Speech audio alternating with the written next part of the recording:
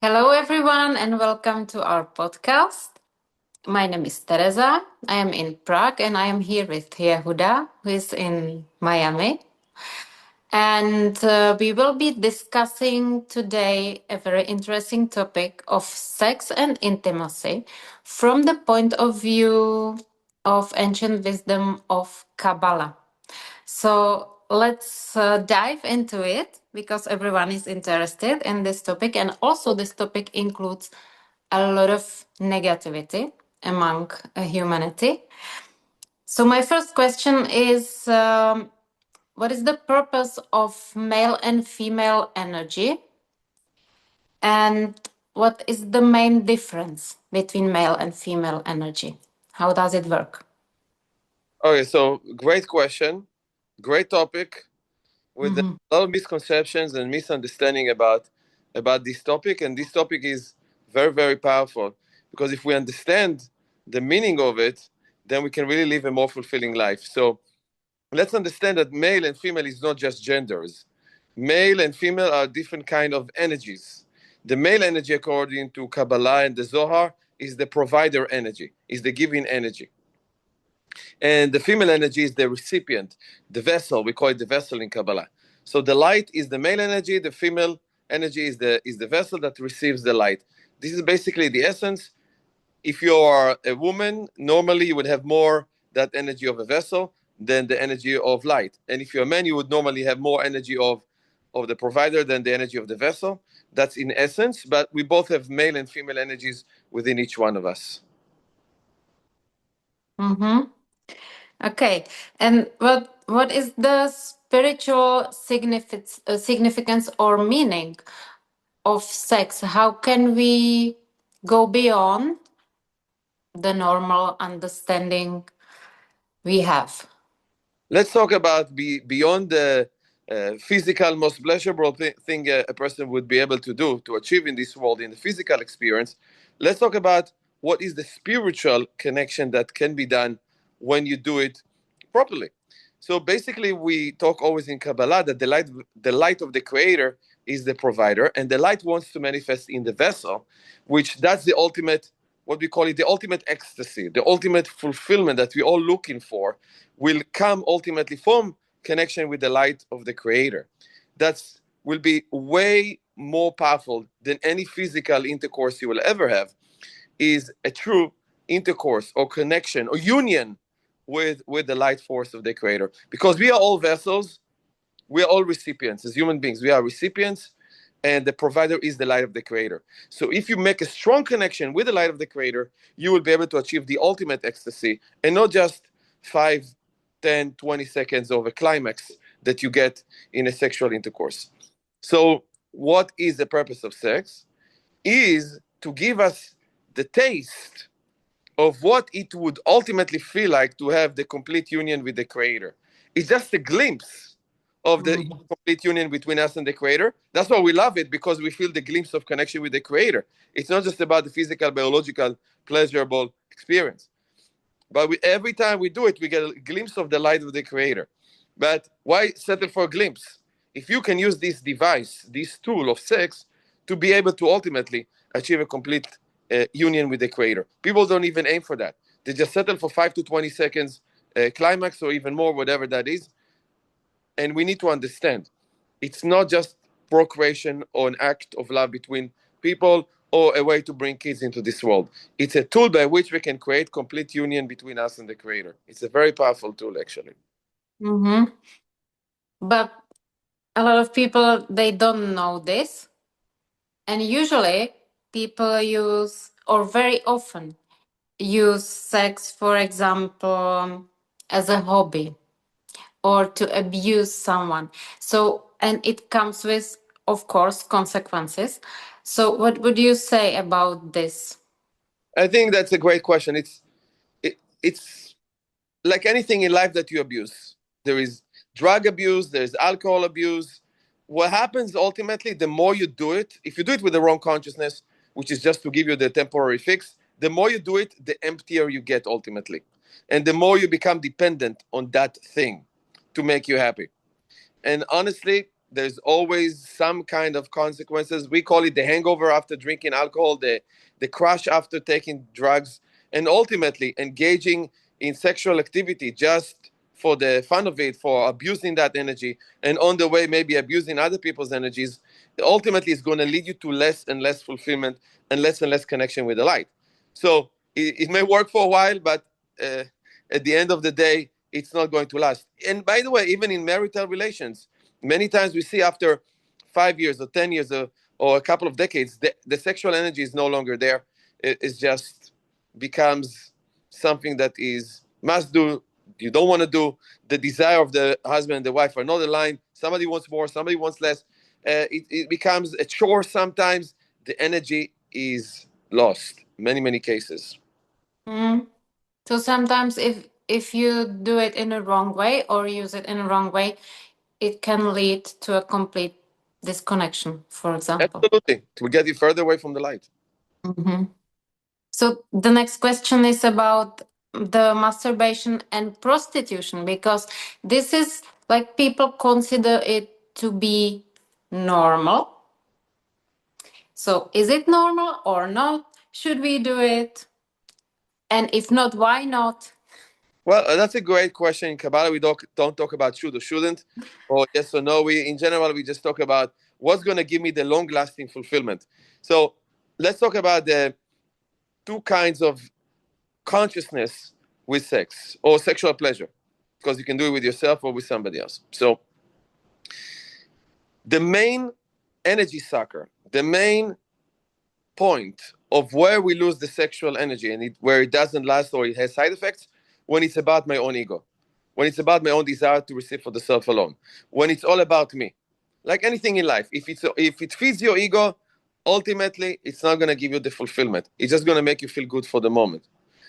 So sexual energy is such a powerful energy, is that if you only use it to fulfill yourself, you're not going to get closer to lasting fulfillment. You're only going to hold on to the quick fix, to maybe 0.01% utilization of that massive energy that can help you connect to complete ecstasy.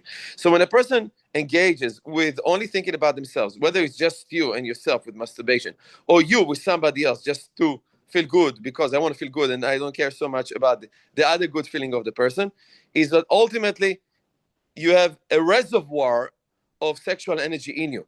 And when you waste the reservoir of sexual energy, then eventually you will be left with no energy. That's what's going to happen. That's the side effects. So let's talk about the difference between female and male masturbation.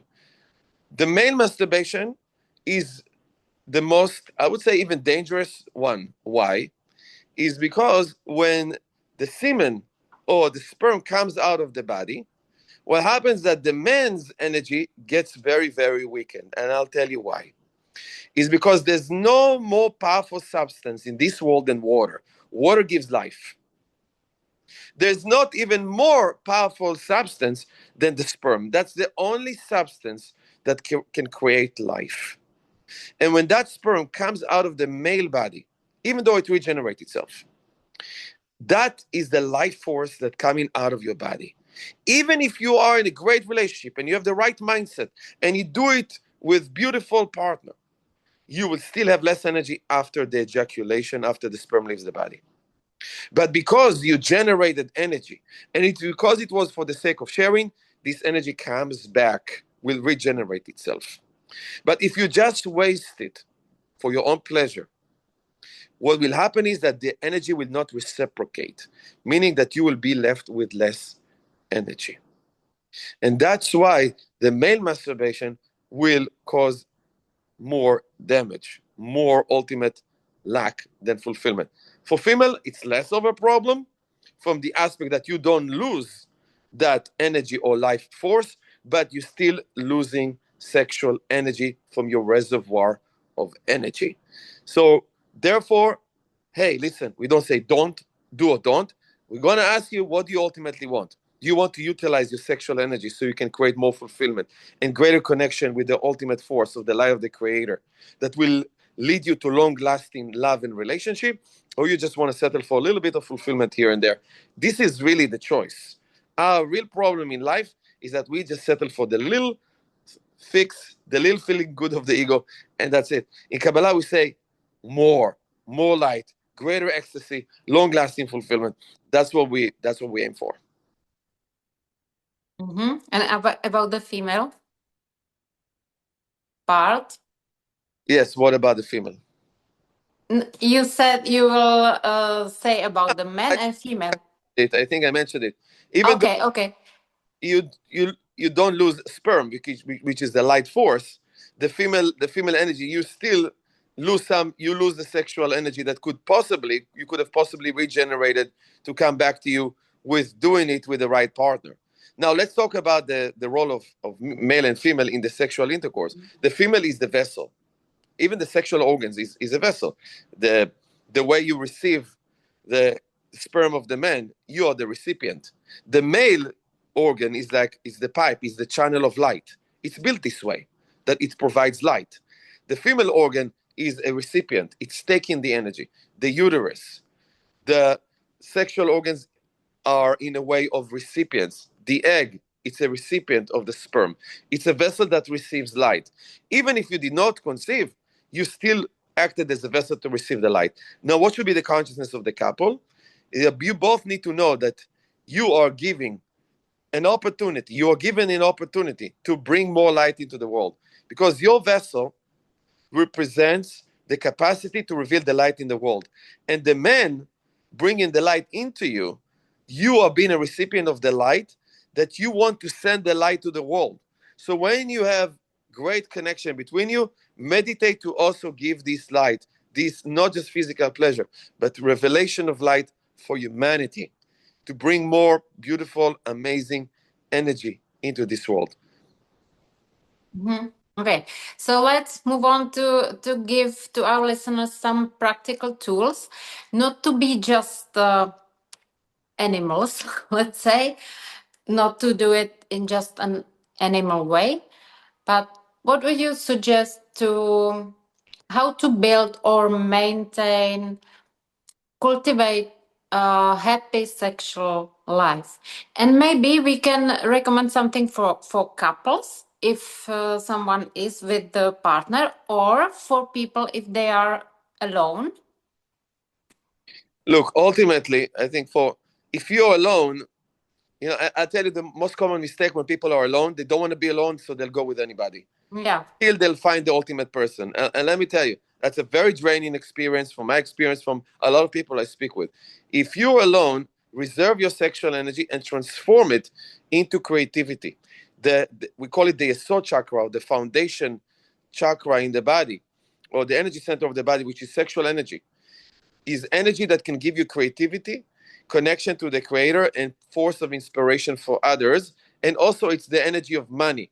So instead of wasting your sexual energy with the wrong people or just with yourself, I would say transform it. Napoleon Hill talks about it in the book Think and Grow Rich. He's talking about transmutation of the sexual energy into money. So in other words, if you reserve your sexual energy for the sake of creating more abundance in the world, that's what I would suggest for you as a single. As a couple, if you are in a relationship with anybody, make sure you always think about the other person first. Okay, this is a general rule. Their pleasure is more important than mine. And in fact, if you delay the pleasure, you increase the pleasure. It's a universal law. Now, the second thing I would suggest, which is more challenging, is that when the woman is in her period, what happens is that the sexual organs, which represent the vessel to receive the light, the vessel is broken. The bleeding is just an expression of a broken vessel. So don't have any sexual intercourse. I wouldn't when the woman is in her period. Why? Because you take your light and you put it in a broken vessel. What happens is that you've lost your energy. There's no reciprocation. Your energy is going to get lower and lower. So we want to regenerate sexual energy and increase it over time. We don't want to reduce it. So I would avoid it when the woman is in her period. Now, even more important, after the vessel is breaking, you have to rebuild it. And in fact, it takes 7 days to rebuild the vessel. So within those 7 days, we also don't recommend intercourse. Why? It's because the vessel is broken, and then when you give the light, there's no reciprocation in the sexual energy in their relationship. I know it's a lot of days to wait, but let me tell you something. Being in both kinds of relationship, the long-lasting relationship, the long-lasting sexual energy is in the relationship where you resist giving your light to a broken vessel. It could be a challenge and you can build it over time, but taking that break will regenerate the love and the energy and the passion and the desire for each other. It's as if you get married every 2 weeks. Every 2 weeks, it's very powerful. I'll tell you. So it is a challenge. I would also say that even though after 7 days of rebuilding the vessel, after you stop bleeding, again, what we suggest to do is a mikveh, which is immerse yourself in water to make sure the vessel is not just ready, but it's clean. Like a house under construction, you don't just go in when the construction is done. You have to wash the floor, you have to clean the walls once, and then you're ready to enter with complete fulfillment. Again, what I said, it's not a religious kind of thing. Do, don't, all of that. In essence, you want the ultimate ecstasy. You don't just want temporary ecstasy. Now, I did. You did not ask the question. People ask me about premarital sex. I would say ultimately, what is marriage? Real marriage is when you take two halves of original one soul and you combine it together to become one. It's only when you're spiritually one under marriage to become one in a spiritual connection. The sexual connection will not create reciprocation that will bring light to the world. Meaning, it may create reciprocation and energy between you, but you're not going to ultimately achieve the power of the sexual energy, which is to bring union into the world. Your vessel and light, the male and the female energy, will not reveal the complete union unless you create the complete union. And that's the purpose of marriage, by the way, Kabbalistically. Mm-hmm. Nice. I think we are running out of time. So Yes. maybe just to wrap up it, to that we don't have to have sex every day. We can also use this energy to create abundance, and we can also combine it. And that is the, I would say, long term sustainable and the most nourishing form of the intimate relationship. Absolutely. Absolutely. Okay, so I think that that's it for today. Maybe we can do another podcast on this topic if I'm people have any sure. questions. I'm sure. So thank you all our listeners for listening to us. If you liked it, you can send it to your friends. Don't forget to subscribe to this channel, and see you next time. See you soon. Thank you for joining.